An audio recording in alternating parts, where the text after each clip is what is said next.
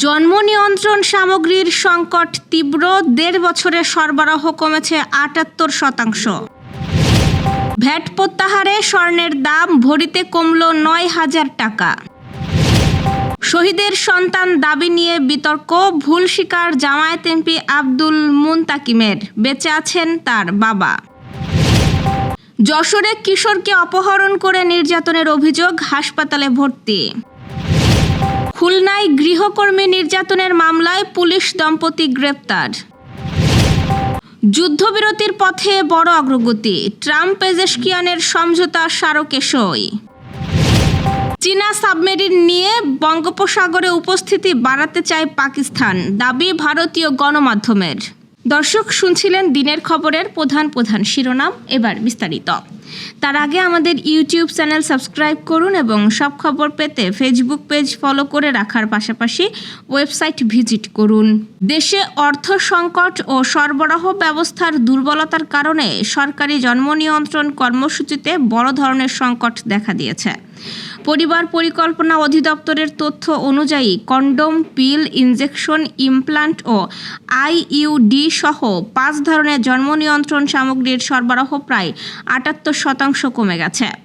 দেশের অধিকাংশ উপজেলায় এসব উপকরণের মজুদ শেষ হয়ে যাওয়ায় সেবা গ্রহীতাদের অনেকেই বাধ্য হয়ে বাজার থেকে কিনছেন। বিশেষজ্ঞরা সতর্ক করে বলেছেন, এই পরিস্থিতি অনাকাঙ্ক্ষিত গর্ভধারণ, মাতৃ ও শিশু মৃত্যুর ঝুঁকি এবং জনসংখ্যা বৃদ্ধির হার বাড়াতে পারে। ইতোমধ্যেই দেশের মোট প্রজনন হার 2.3 থেকে বেড়ে 2.4-এ পৌঁছেছে। সরকার সংকট কাটাতে আগামী অর্থবছরে জন্ম নিয়ন্ত্রণ সামগ্রী কেনার জন্য ১,০০০ কোটি টাকা বরাদ্দের প্রস্তাব করেছে। তবে বিশেষজ্ঞদের মতে শুধু অর্থ বরাদ্দ নয়, সময়মতো ক্রয় ও কার্যকর সরবরাহ ব্যবস্থাপনা নিশ্চিত করাই হবে সবচেয়ে বড় চ্যালেঞ্জ। ভ্যাট কাঠামোয় পরিবর্তনের ফলে দেশের বাজারে স্বর্ণ অলংকারের দাম ভরিতে ৯,০১৩ টাকা কমেছে। বাংলাদেশ জুয়েলার্স অ্যাসোসিয়েশন নতুন করে ভ্যাট সহ স্বর্ণ অলংকারের মূল্য নির্ধারণ করেছে। নতুন দামে 22 ক্যারেটের 1 ভরি স্বর্ণ অলংকার বিক্রি হবে 2,32,930 টাকায়, যা আগের দামের তুলনায় ভরি প্রতি ৯,০১৩ টাকা কম। আজ সকালে এক বিজ্ঞপ্তিতে এই তথ্য জানায় বাজুস। নতুন দাম সকাল 10টা থেকে কার্যকর হয়েছে। বাজুস জানায়, BAJUS standing committee on pricing and price মনিটরিংয়ের সভায় সার্বিক পরিস্থিতি পর্যালোচনা করে সর্বসম্মতিক্রমে নতুন দাম নির্ধারণ করা হয়েছে। এর আগে গত 15 জুন 22 ক্যারেটের প্রতি ভরি স্বর্ণের দাম নির্ধারণ করা হয়েছিল 2,30,422 টাকা। ওই দামের ওপর 5% ভ্যাট যুক্ত হওয়ায় স্বর্ণ অলংকারের বিক্রয় মূল্য দাঁড়ায় 2,41,943 টাকা। তবে নতুন বাজেটে সরকারের প্রস্তাব অনুযায়ী 5% ভ্যাট প্রত্যাহার করে প্রতি ভরিতে নির্দিষ্ট 2,500 টাকা ভ্যাট নির্ধারণ করা হয়েছে। এর ফলে 22 ক্যারেটের 1 ভরি স্বর্ণ অলংকারের নতুন দাম হয়েছে 2,32,930 টাকা। আগের দামের তুলনায় এতে ক্রেতাদের ভরি প্রতি 9,013 টাকা কম খরচ হবে।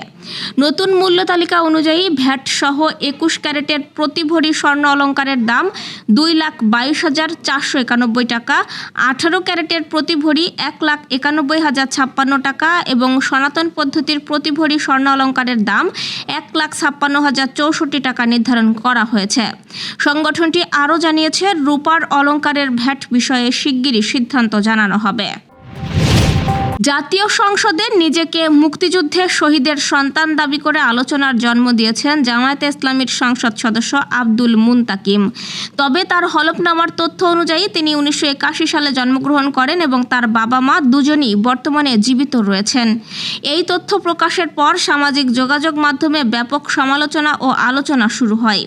বিতর্কের মুখে আব্দুল মুনতাকিম জানান, সংসদে বক্তব্য দেওয়ার সময় অসাবধানতাবশত ভুল তথ্য উচ্চারণ হয়েছে। এই অনাকাঙ্ক্ষিত ভুলের জন্য তিনি দুঃখ প্রকাশ করেছেন এবং সংসদের কার্যবিবরণী থেকে তথ্য সংশোধনের জন্য প্রয়োজনীয় প্রক্রিয়া শুরু করেছেন বলে জানান। এদিকে দলের স্থানীয় নেতারাও ঘটনাটিকে স্লিপ অফ টাং বা মুখ ফসকে বলা ভুল হিসেবেই উল্লেখ করেছেন। যশোর সদর উপজেলার আরবপুর ইউনিয়নের খোলাডাঙ্গা গাজীপাড়া এলাকায় ইয়াসিন ইসলাম ওহি নামে এক কিশোরকে অপহরণ করে মারধর ও বিদ্যুতে শক দেওয়ার অভিযোগ উঠেছে। গুরুতর আহত অবস্থায় তাকে যশোর জেনারেল হাসপাতালে ভর্তি করা হয়েছে। আহতর স্বজনদের অভিযোগ, ওহির খালু শাকিলের সঙ্গে স্থানীয় রড বাচ্চু ও তার সহযোগীদের দীর্ঘদিনের বিরোধ রয়েছে। গত 15 জুন শাকিলের বাড়িতে বোমা হামলার ঘটনায় অভিযুক্তদের বিরুদ্ধে থানায় লিখিত অভিযোগ দেওয়ার পর দুই পক্ষের মধ্যে উত্তেজনা বৃদ্ধি পায়। এরই ধারাবাহিকতায় 17 জুন দুপুরে ধর্মতলা এলাকা থেকে বাড়ি ফেরার পথে ওহিকে জোরপূর্বক তুলে নিয়ে যাওয়া হয়। পরে তাকে একটি বাড়িতে নিয়ে মারধর ও বিদ্যুৎ শক দেওয়া হয় বলে অভিযোগ রয়েছে।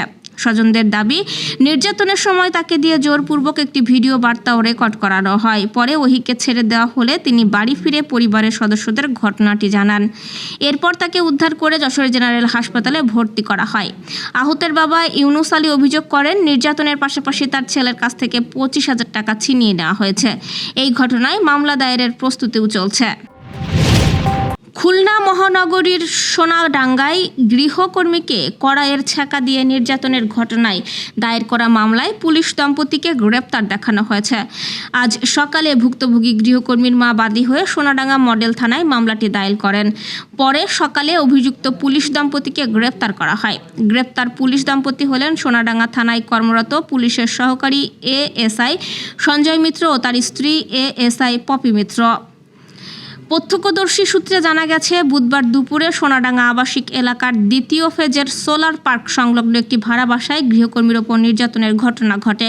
স্থানীয়রা জানালা দিয়ে দেখতে পান গরম কড়াই দিয়ে মেয়েটির মুখ ও শরীরের বিভিন্ন স্থানে ছ্যাঁকা দেওয়া হচ্ছে। যন্ত্রণায় মুখ ফিরিয়ে নেওয়ার চেষ্টা করলে তাকে কান ধরে উঠবস করানো হয়। স্থানীয়দের অভিযোগ, হাত থেকে তরকারি পড়ে যাওয়াকে কেন্দ্র করে গৃহকর্মীর ওপর এই নির্যাতন চালান গৃহকর্ত্রী। এএসআই সঞ্জয় মিত্র ও তার স্ত্রী পপি মিত্র প্রায়ই ওই গৃহকর্মীর ওপর শারীরিক নির্যাতন চালাতেন। ভুক্তভোগীর শরীরের বিভিন্ন স্থানে পুরানো আঘাতের চিহ্নও দেখা গেছে।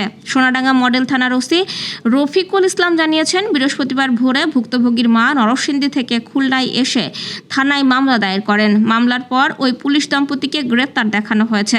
নির্যাতনের শিকার গৃহকর্মীকে চিকিৎসার জন্য খুলনা মেডিকেল কলেজ হাসপাতালে ভর্তি করা হয়েছে। মধ্যপ্রাচ্যে চলমান সংঘাত বন্ধে বড় অগ্রগতি হয়েছে। যুক্তরাষ্ট্রের প্রেসিডেন্ট ডোনাল্ড ট্রাম্প ও ইরানের প্রেসিডেন্ট মাসুদ পেজেশকিয়ান যুদ্ধবন্ধে স্থায়ী চুক্তির লক্ষ্যে একটি সমঝোতা স্মারকে সই করেছেন। ফ্রান্সের ভার্সাই প্রাসাদে অবস্থান করে ট্রাম্প এই চুক্তিতে সই করেন, আর ইরানের পক্ষ থেকে ইলেকট্রনিক পদ্ধতিতে সই সম্পন্ন করা হয়। ইরানের পররাষ্ট্র মন্ত্রণালয় জানিয়েছে, সমঝোতার খসড়া চূড়ান্ত হয়েছে এবং এখন বাস্তবায়ন যাচাইয়ের পর্যায়ে শুরু হবে। পাকিস্তানের প্রধানমন্ত্রী শাহবাজ শরীফের মধ্যস্থতায় হওয়া এই সমঝোতা অবিলম্বেই কার্যকর হবে বলে জানানো হয়েছে। 14 দফার এই সমঝোতার স্মারকে হরমুজ প্রণালীর পুনরায় খুলে দেওয়া, ইরানের উপর কিছু অর্থনৈতিক নিষেধাজ্ঞা শিথিল করা এবং ভবিষ্যতে পারমাণবিক কর্মসূচি নিয়ে আলোচনার পথ খোলা রাখার বিষয় অন্তর্ভুক্ত রয়েছে।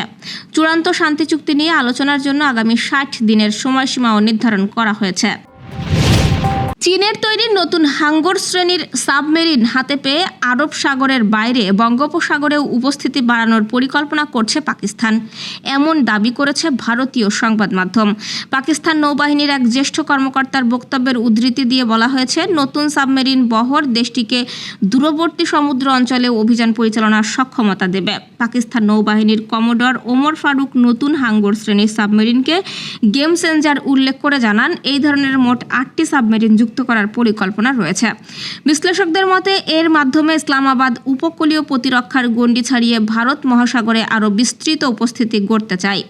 ভারতের জন্য কৌশলগতভাবে গুরুত্বপূর্ণ বঙ্গোপসাগরে পাকিস্তানের সম্ভাব্য তৎপরতা ভবিষ্যতে আঞ্চলিক নৌ প্রতিযোগিতাকে আরও তীব্র করতে পারে বলেও প্রতিবেদনে উল্লেখ করা হয়েছে।